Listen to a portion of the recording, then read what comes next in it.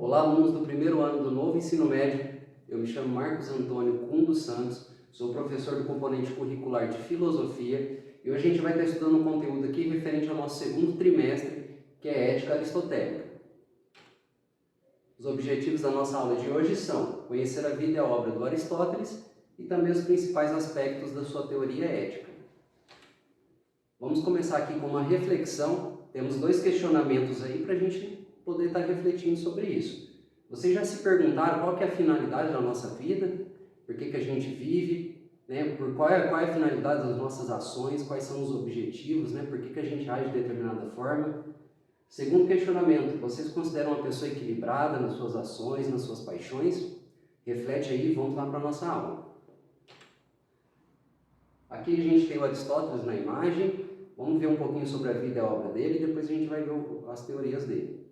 O Aristóteles nasceu em Estagira, na Macedônia, no ano 384 a.C. e veio a falecer em 322 a.C., lá na Eubéia, na Grécia. Com 17 anos ele foi para Atenas, na Grécia, e lá ele começou a frequentar a academia do Platão. Platão que, por sinal, chegou a dizer que a academia dele era composta pelos corpos dos seus alunos, mas do cérebro, né, da cabeça do Aristóteles, deixando bem claro que ele era o pensador de maior destaque ali da academia platônica. O Aristóteles foi também professor do Alexandre o Grande, fundou a sua própria escola chamada Liceu, porque ele passou a utilizar ali o templo dedicado ao deus Apolo Lício, por isso ele recebeu esse nome aí, Liceu. Tá?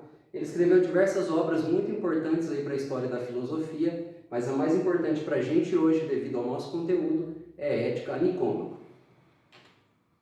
Então aqui a gente tem o seguinte: a ética do Aristóteles é conhecida como uma ética teleológica, que vem lá da palavra telos, que significa finalidade. Então ele quer dizer o seguinte com isso aí, que as nossas ações sempre tendem a um objetivo, a uma finalidade, certo?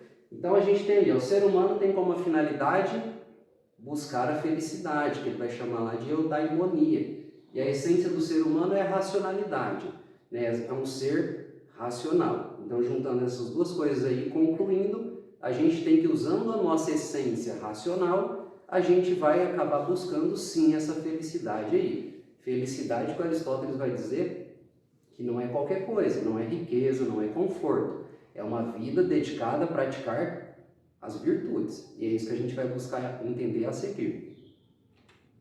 Então, a gente tem aqui uma citação direta da obra Ética Nicômaco do Aristóteles. Ele vai dizer que a virtude é uma disposição do nosso caráter, ou seja, tem a ver com as nossas ações, com o nosso comportamento na sociedade. Além disso, ele vai dizer que o homem, o ser humano, é dotado de sabedoria prática. O que é isso? É o nosso conhecimento, a nossa sabedoria, mas sendo utilizado na prática, né, nas nossas ações, como a gente se comporta no dia a dia. Está relacionado à nossa conduta diária, né? Continuando a citação, ele vai dizer que essa virtude é um meio termo, uma justa medida entre dois vícios. Aí vocês têm que lembrar um pouquinho das nossas aulas anteriores, quando estudamos ali virtude e vício. Definimos virtude como uma prática do bem, né, uma prática boa, e vícios como uma prática ruim, né, uma prática do mal, que vai contra a moralidade, vai contra a própria virtude, certo? Então aqui a gente tem um exemplo, ó. Temos uma estrada e ela vai se dividir em 3 caminhos. Aí temos um rapaz pensando qual caminho que ele deve tomar, usando a sabedoria prática, né, como a gente viu anteriormente. A gente viu lá na citação que o Aristóteles vai dizer que a virtude é o caminho do meio, é a justa medida. Então o caminho do meio é a virtude e eu vou definir como a coragem. Ser corajoso aqui nesse exemplo é ser virtuoso. Lá do lado esquerdo eu defini o vício da falta de coragem, a covardia, o medo. Aqui do lado direito, vício do excesso, é aquela pessoa que é tão corajosa que ela causa medo nas pessoas. E aqui eu defini como temeridade, certo? Então, a virtude é o caminho do meio, é o meio termo entre 2 vícios. Então, a coragem é uma virtude nesse exemplo, e está entre o vício da covardia e o vício da temeridade. Então, aqui a gente tem o seguinte, ó, a coragem naquele exemplo era uma virtude, defini como uma virtude. Mas nem sempre vai ser uma virtude. Seria muito fácil a gente pegar um manual que vai estar dizendo para a gente como devemos agir ou como não podemos agir. Seria muito fácil e muito simples ser 100% correto o tempo todo se fosse assim. Mas o Aristóteles vai dizer para nós que a virtude não é fixa. Vai depender do momento, vai depender da situação que a gente está vivendo, vai depender da forma que o mundo se apresenta para a gente. O mundo nem sempre vai se apresentar igual, para a gente agir sempre da mesma forma. Seria muito simples, mas a gente sabe que não é assim. Então, para cada situação, há uma virtude, há uma medida certa de ação para a gente estar agindo, né, e praticando essa virtude.